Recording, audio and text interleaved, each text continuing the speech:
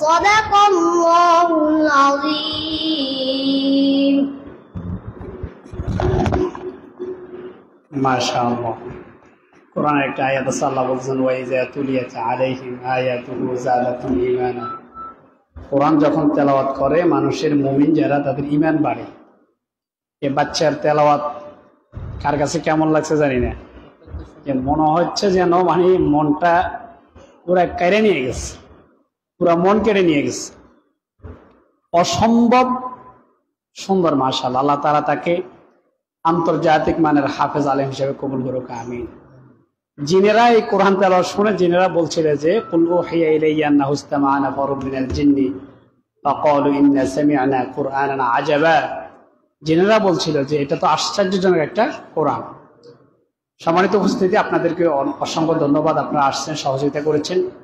আমাদের অনুষ্ঠানে একেবারে শেষ প্রান্তেই এ পর্যায়ে 2-1 মিনিটে আমাদেরকে সমাপনী বক্তব্য দিয়ে আজকের অনুষ্ঠানে যিনি সভাপতি এবং আমাদের সেন্ট্রাল বাজার হাজী ফজলে আহমদ কেন্দ্রীয় জামে মসজিদের সম্মানিত সভাপতি জনাব নুরুল আলম মিরাজ সাহেবকে সংক্ষিপ্ত কিছু কথা বলে আজকের অনুষ্ঠানের সমাপ্তি ঘোষণা করার জন্য অনুরোধ করছি। আপনি বসে।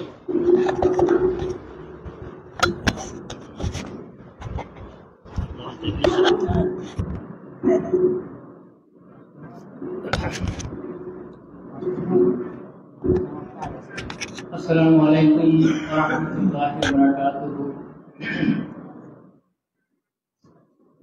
সেন্টার বাজার মাকরুজুল হাফেজ ইন্টারন্যাশনাল মাদ্রাসা, এখানে পুরস্কার বিতরণ করলেও চলে।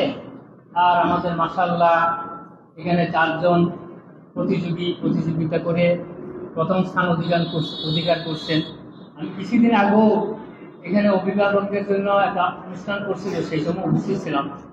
তো আমি সবার এই প্রতিভা দেখে সবাইকে আসলে আমাদেরকে মুগ্ধ করেছে। এই যে ছোট ছোট বাচ্চারা এত সুন্দর আল্লাহর বাণী এত সুন্দরভাবে পেশ করেন আমাদের মাঝে, আসলে আমরা অনেক মুগ্ধ। এখানে উপস্থিত কয়েকজন আলেম আছেন। আসলে আমি একজন নগণ্য ব্যক্তি, আলেমদের মাঝে আমি কিছু বলার মতো আমার এরকম কোনো সাহস নাই। তারপরেও হয়তো সামাজিক আবদ্ধতার কারণে কিছু বলতে হয়।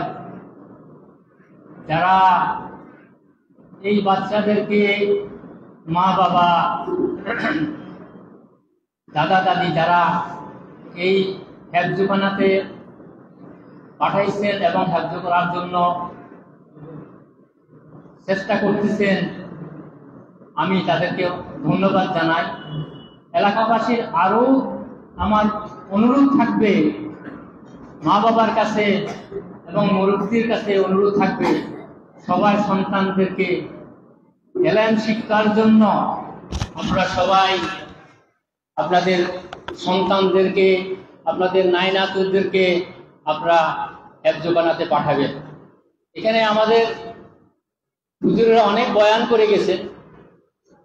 আর যিনি আমাদের সেন্ট্রাল বাজার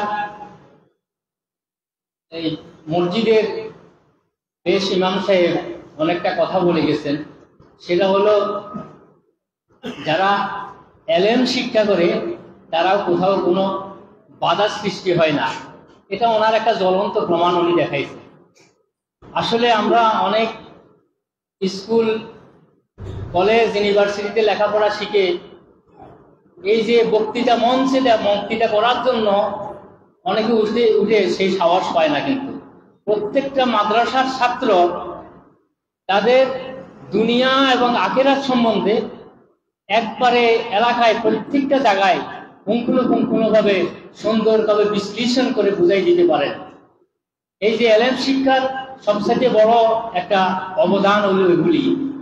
আর যারা এলেম শিক্ষা করে তাদের কোথাও এলেমের জন্য, এই এলেম শিক্ষার কারণে, দ্বীন ইসলামের এই এলেম শিক্ষার কারণে কেউ কিন্তু কোথাও পথভ্রষ্ট হয় না।